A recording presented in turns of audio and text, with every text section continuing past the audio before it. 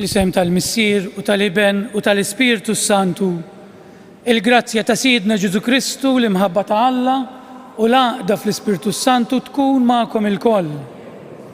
Eżis ħut inġbarnaw fl-imkien biex nċelebraw jum il-mulej, il-ġurnata li fija niltaqgħu ma' Ġesu permezz tal-kelma li nisimgħu u koll billi nirċievu l-Ewkaristija. Il-liturġija tal-kelma llum tippreżentalna l dan il-ġuvni li jitlob lil Ġesu x'jista' jagħmel biex ikun aktar ferħan. U Ġesu jgħinu jagħmel disċerniment, jgħinu jagħmel għażla. Għalhekk bil-preparazzjoni għal din l-Ewkaristija ejjew nitolbu maħfra lil Alla ta' xi noqqasijiet li stajna għamilna biex inkunu nistgħu niċċelebraw kif jixraq dan il-misteru tal-Ewkaristija.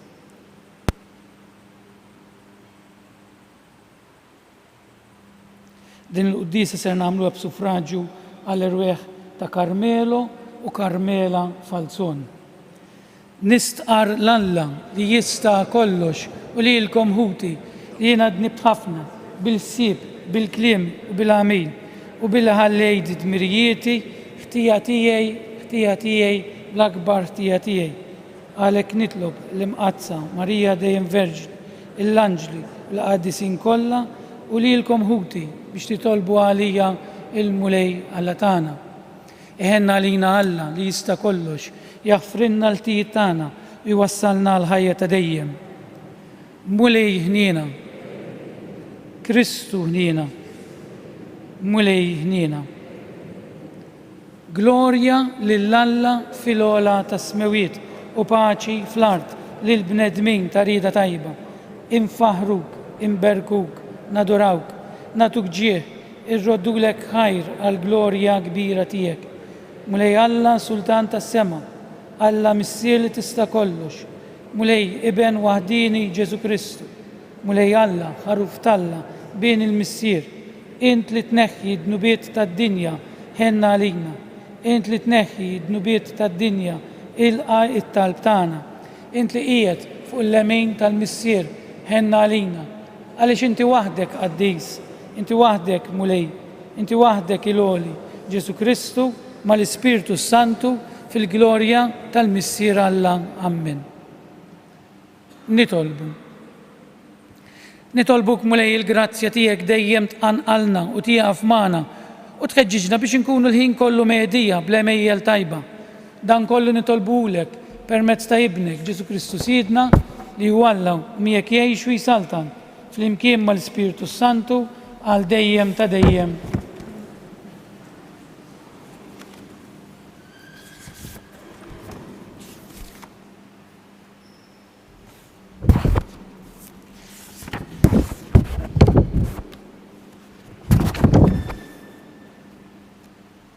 L-ewwel qari, intbaħt li l-għana mhux xejn ħdejn l-erf, qari mill-ktieb tal-erf.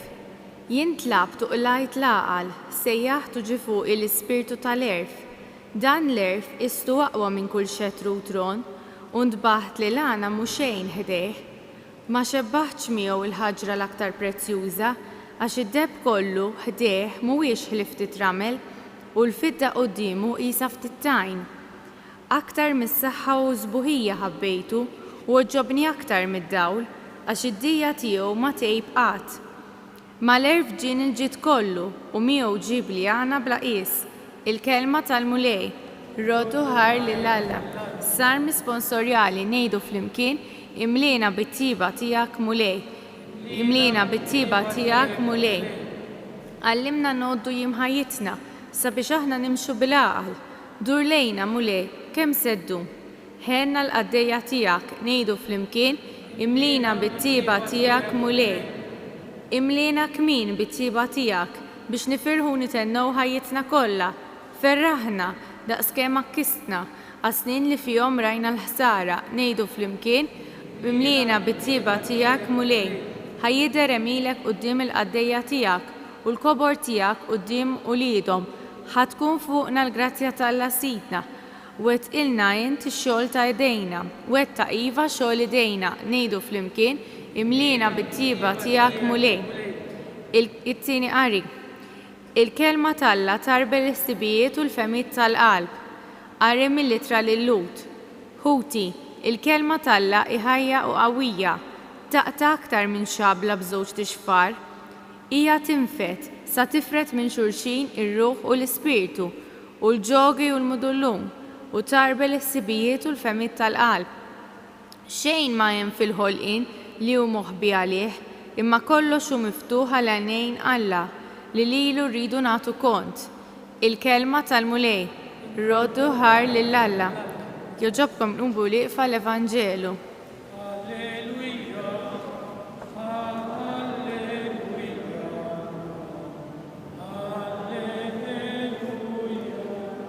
Ħenjin il-foqra fl-ispirtu għax tagħhom hija s-saltna ta' smawiet.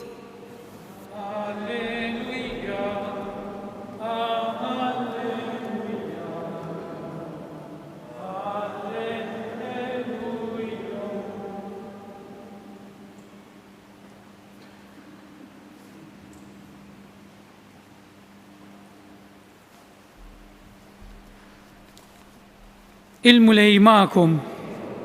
Qari mill-Evanġelju skont San Mark. F'dak iż-żmien Ġesu kien se jaqbad it-triq lejn Ġerusalemm meta marfu wieħed jaġġel niżel arku btejh qudiemu qallu Mgħallem tajjeb x'għandi nagħmel biex nikseb il-ħajja ta' dejjem. Qallu Ġesu għaliex qed sejjaħ li tajjeb. Ħadd mu tajjeb li falla biss. Inti l-kmandamenti tafhom. La toqtolx, la tiżnix, la tisraqx, la tixitx il-fals, la tiħux bil-qerq dak li hu ta' ħaddieħor, weġġaħ lil missierek u lil ommok. U dak wieġbu qallu Mgħallem jiena dan kollu ilni nħarsu minn żgħożiti. Imbagħad Ġesu xeħed fuqu ħarsa ta' mħabba u qallu ħaġa waħda tonqsok, mur bih li għandek, għateħli l-foqra u jkollok teżor fis-sema. Imbagħad ejja u imxi warajja. Imma għal dan il-kliem ir-raġel arra swiċċu u telaq b'qalbu sewda għaliex kellu bosta ġid. Ġesu mbagħad ħares ħarsa madwaru u qal lid-dixxipli tiegħu kemm jibsa għall-onja li jidħlu fis-saltna ta' Alla. Id-dixxipli staġbu għal dan il-kliem imma Ġesu reġa' qalilhom kemm jibsa u liedi li wieħed jidħol fis-saltna ta' Alla. Eħfef li ġemel jgħaddi minn għajn tal-abra milli wieħed għani jidħol fis-saltna ta' Alla. Huma spaġbu wisq aktar u bdew jgħidu wieħed lil ieħor mela min jista' jsalva. Ġesu ħares lejhom qalilhom għall-bniedem dan ma jistax ikun imma għal Alla iva għax għal Alla kollox jista' jkun. Qabeż Pietru u qallu tajjeb aħna ħallejna kollox u ġejna warajk. Qallu Ġesu tassew ngħidilkom li fost dawk kollha li minħabba fija u l-Evanġelu jħallu lil darhom, jew lil ħuthom, jew lil ommhom, jew lil missierhom, jew lil uliedhom, jew l-għelieqi tagħhom. Ma hemm ħadd fosthom li minn issa f'din id-dinja stess ma jirċivix għal 100 darba aktar. Djar, aħwa, subin bniet, ommijiet, ulied u għelieqi flimkien ma' persekuzzjonijiet u l-ħajja ta' dejjem fi żmien li ġej. Il-kelma tal-mulej. Kristu. X'taħsbu dwar dan il-ġuvni? Illi mar jitlob il-Ġesu xi ħaġa. Jiena rajt ħafna minni f'dan il-ġuvni. Aħna qed ngħixu f'dinja dal-ġuvni l-ewwel qed tridu ngħidu li ma kien joqsu xejn. Probabbli kellu l-ħbieb, kellu l-familja, kellu xogħol, probabbli kien għarus jew miżżewweġ, kellu flus ukoll. Imma ndunajna, jien indunajtu li kienet ifittex xi ħaġa oħra. Kellu kull ma kellu bżonn mill-ħajja materjali, imma kien joqsu xi ħaġa. Mgħallem x'għandi nagħmel biex nikseb il-ħajja ta' dejjem. Il-ħajja ta' dejjem hija l-ferħ lena. Tinsewx li dan il-ġuvni ftit wara jitlaq lem imdejjaq, qalbu sewda jgħidilna l-Vanġelu. Aħna qed ngħixu f'dinja li niżuħar l-Alla ma joqosna xejn. Anzi, kultant niftħu l-friġġ għax ma nkunux bil-ġuħ ta' jiġrilni hekk. M'hawn xejn tajjeb u niżoħalla l-friġ mimli. M'hawn xejn tajjeb għax dak mhux ġuħ ta' dak huwa biss aptit, sensazzjoni. Issa dan il-ġuvni jekk ukoll ġralu, aħna maħluqin għal perfezzjoni. U għalhekk fid-dinja nitħabtu aħna ta' biex nkunu perfetti u nixtru żarbu nippruvaw nixtruh tajjeb. U jekk għandna tarbija nippruvaw nixtru l-aħjar prem u nippruvaw nibnu l-aħjar flett. Għax aħna maħluqin għal perfezzjoni. Li żbalu meta jien nipprova nsib din il-perfezzjoni fl-affarijiet tad-dinja. Għax mhux ħansibuhom fl-affarijiet tad-dinja. U dan hu l-Vanġelu tal-lum. Dan il-ġuvni kellu kollox, kien qed ifittex lena. Intom talmuni, il-ferħ, l-affarijiet tad-dinja huma bżonjużi ta'. Ġesu mhux qed jgħidlu jew qed jgħid lili u lilek murbeħ il-karozza, murbeħ id-dar, għadu kollox il-foqra u għex fit-triq. Ġesu mhux qed jgħidilna hekk. Dawk l-affarijiet li għandkom jekk jien għandi karozza uża biex ixxerret il-valuri tal-imħabba, il-valuri tal-ġustizzja. Huma mezzi mhumiex għan fihom infushom. Dal-ġuvni kellu it-trofej tal-ħajja tiegħu x'kienu? Il-ġid, il-flus. Għalhekk x'in Ġesu għenu jagħmel disċerniment għax marden Ġesu biex jagħżel. Tinsewx xeqrajna fit-tieni lezzjoni, il-kelma talla tidħol sal-mudullum. U x'immarden Ġesu ħabbu jgħidilna l-Vanġelu, ħares f'għajnejh u ħabbu. Ġesu kien jaf x'għandu f'qalbu dak il-ġuvni, Ġesu jaf x'għandna f'qalbna aħna, jaf li aħna qed nippruvaw nsibu l-ferħ etern. Però jaf ukoll li kultant qegħdin nfittxu fl-affarijiet tad-dinja. Billi nimlew il-bwiet żejjed bil-flus, billi nfittxu l-ferħ tagħna fl-affarijiet materjali. U jinkett Ġesu li jarana sejrin fit-triq il-ħażin u jipprova jgħinna nagħmlu disċerniment. Il-ferħ ma jiġix biss mill-affarijiet tad-dinja, għandek bżonnhom biex tgħix. Imma l-veru ferħ jiġi mill-imħabba li tħobb lil ħadd ieħor, li tkun persuna għal ħadd ieħor. Fjura tipprova tingħalaq fiha nfisha. Ġeli kellkom blanzun ta' fjura ma jkunx jista' jiftaħ idewwed ġewwa jiswied u jmut. Dak li jiġrilna aħna maħluqin għal ħadd ieħor. Meta nkun ħsibna fil-flus u fl-affarijiet tad-dinja ningħalqu ġa fina nfusna. U dan il-ġuvni dak li ġralu. U Ġesu prova jgħinu jagħżel bil-kelma tiegħu, ħabbu alla volja kien jaf x'ħajażel, xorta baqa' jħabbu wara ta'. Imma min bata? Telaq li lem imdejjaq. Ma jfissirx li mhux ħammorru l-ġenna ta' jew li Alla ma jħobbniex. Imma l-Alla kollox jista' jkun. Però min jorbot qalbu mal-affarijiet tad-dinja nista' nkun jiena. Nista' nkun jien saċerdot, jista' jkun li l-flus ikunu kollox għalija. Ma nkunx kuntent. U din tafu aktar minni, il-ferħ mhuwiex xi kollok, il-ferħ huwa li tfittex l-imħabba f'qalbek, tgħix l-imħabba u tagħtiha lil ħadd ieħor. Il-flus huma mezz, ma nagħmluhomx l-Alla tagħna. Kien iridu l-familja tkun ferħana, ma nagħmlux il-flus l-Alla tagħna. Il-ġenna nidħlu għax għall-Alla kollox jista' jkun. Għal-bniedem huwa impossibbli, imma l-flus jistgħu jkunu jekk nagħmluhom l-Alla tagħna id-diffikultà tal-ferħ tagħna u nitilqu l-hemm imdejqin. Jien mhux ħantawwal ħan jaqfaw, naħseb qed biżżejjed. Jiena ngħidulkom minn qalbi dan, ngħidulkom għax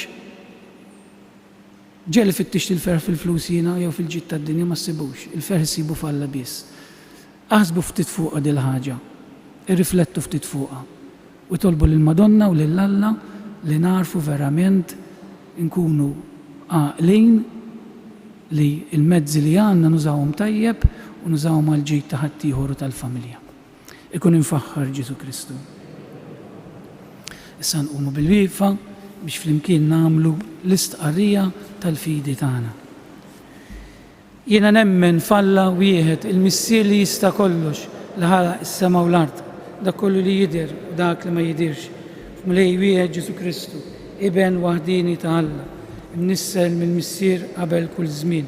Alla minn Alla, dawl minn dawl, Alla veru minn Alla veru, imnissel u mhux magħmul, natura waħda mal-missier u bih sar kollox. Niżel mis-smawiet għalina l-bnedmin u ħal-ġisem bis-seta tal-Ispirtu Santu minn Marija Verġni u sar bniedem, salbuh għalina, bata taħt Ponzu Pilatu, mietu difnuh. U fit-tielet jum qam minn belwiet skont il-kotba mqazza u tal-assema qiegħed fuq l-lemin tal-missier wendu jerġiġi bil-glorja biex jagħmel ħaq mill-ħajjin u l-mejtin. U s-saltna tiegħu ma jkollix tmiem f'Spiritu Santu mulej li jagħti l-ħajja li ġej mill-missier u mill-liben li hu meqjum u mweġġaħ flimkien mal-missier u mal-liben u li tkellem f'hom il-profeti fi knisja waħda qaddisa kattolika apostolika nistqar ma'mudija waħda għal maħfra ta' dnubiet nistenna l-qawma mill-wiet u l-ħajja ta' żmien li ġej. Hu tiegħi ir-resqu tal-bit tagħna fiduċja sħiħa fil-missier li dejjem lest jagħtina dak li neħtieġu. Nitolbu għalina l-Knisja Fawdex biex aħna u nagħmlu l-eżami tal-kuxjenza tagħna narfu dejjem aħjar dak li l-mulej irid minna u ngħixu fl-imħabba Nitolbu biex ikollna l-koll nkunu qalb waħda u ruħ waħda waqt li naqsmu bejnietna l-ferħ u t-tbatija ta' xulxejn Nitolbu għal min akkwista ġid kbir biex jifhem jaraf jaqsam u jgħin lil minu fil-bżonn Nitolbu biex meta ninġabru fl-imkien nilmħu fostna lil mulej miexi magħna u nduqu kemm hi ħaġa sabiħa u ħelwa li l-aħwa jagħmlu fl-imkien nitolbu. Minn dan is-santwarju tal-Madonna ta' Pinu, birek bil-paċi tiegħek lill-familji tagħna u għati kull għajnuna meħtieġa lil morda u lil dawk kollha li jduru bihom nitolbu.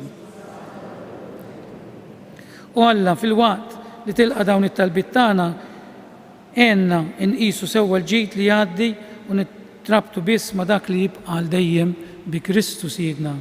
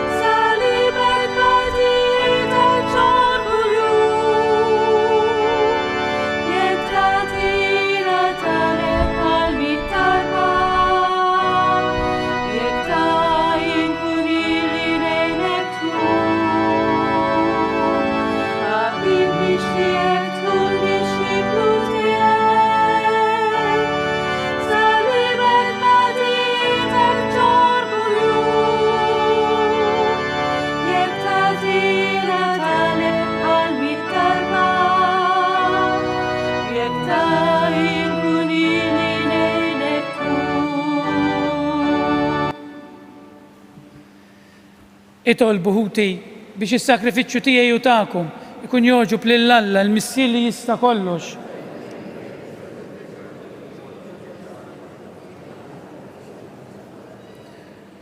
Il-qamulej it-talba tal-offerti li qegħdin jagħmlulek il-fidili tiegħek biex għall-qima li qegħdin nuruk fis-servizz tagħna ngħaddu għall-glorja tas-sema bi Kristu Siedna. il-mulej ma'kom, nerfgħu qlubna l-fuq, nissu ħajr lill-mulej Alla tagħna.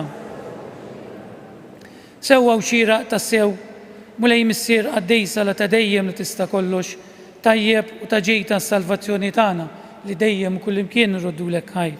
Għax int fil-ħniena tiegħek hekk ħabbejt lid-dinja li bgħattilna lill-ibnek il-waħdieni biex jifdina u ridtu jsir bniedem bħalna f'kollox minn barra fid-dnub. Biex hekk tħobb fina dak li ħabbejt fih. Bl-ubidjenza tiegħu ksibna mill-ġdid id-doni li konna tlifna bid-diżubidjenza tagħna. Għalhekk mulej aħna wkoll mal-anġli u l-qaddisin kollha tiegħek infaħruk fer kbir intennulek u ngħidu għaddejs, għaddejs, għaddejs. Mulej Alla tal-eżerċiti, smewit l-art mimlija bil-glorja tiegħek, osanna fil-ola tas-smewit. Ġej f'isem il-mulej, osanna fil-ola tas-smewit. Għaddejs tassew int mulej inti lajn ta' kull qdusija, għaddes għalhekk nitolbuk dawn l-offerti bil-barka tal-Ispirtu tiegħek biex isiru għalina il-ġisem u d-dem ta' Sidna Ġesu Kristu li meta kien ser jirnata biex mirrajħibati ħajl ħobs radlek il-ħajr, birek qasam ta' li d-dixxipli tiegħu qal ħudu u kulu il-koll minn dan, għax dan huwa ġismi li jingħata għalikom.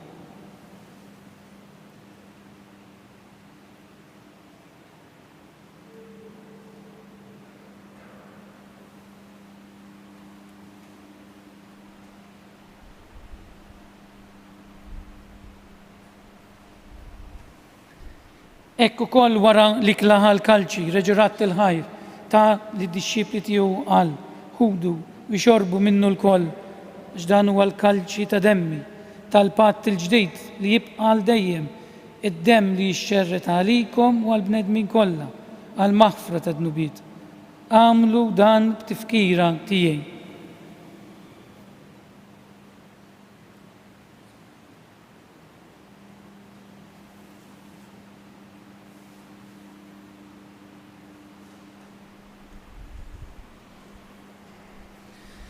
Dan huwa il-misteru tal-fidi.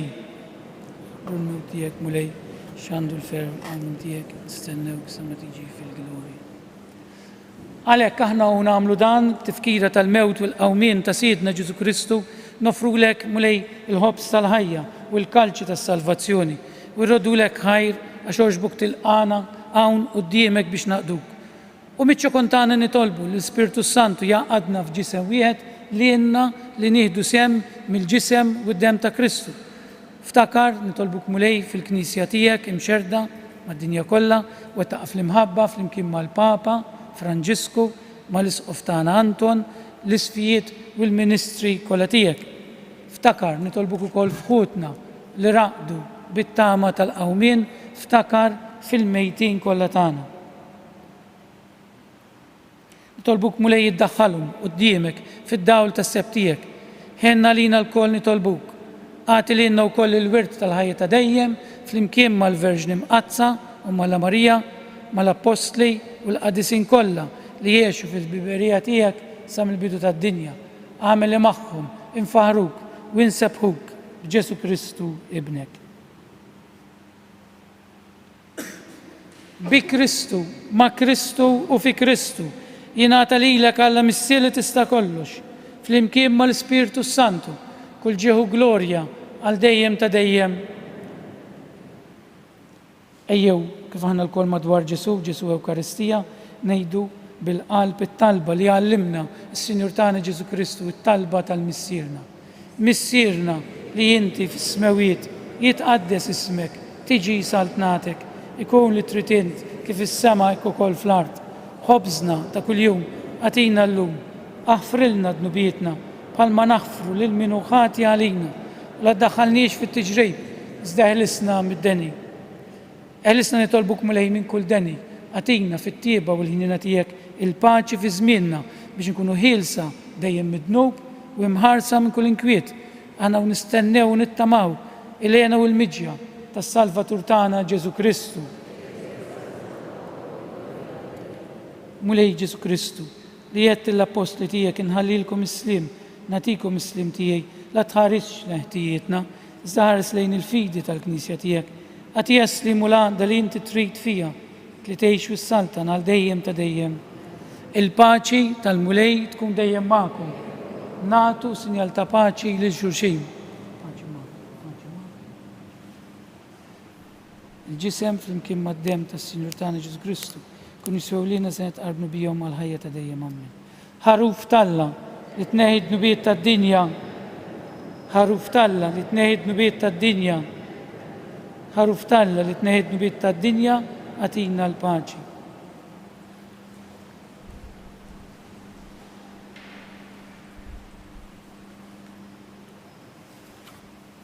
Danu l-ħaruf talla. Danu dak li neħi id-nubiet tad-dinja. Ħenjin dawk li huma mistiedna għal din l-ikla tal-ħaruf.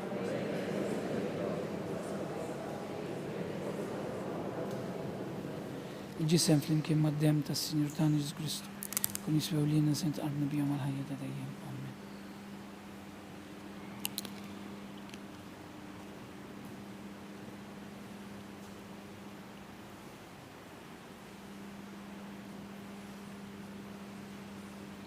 Id-dem ta' Kristu ħisna.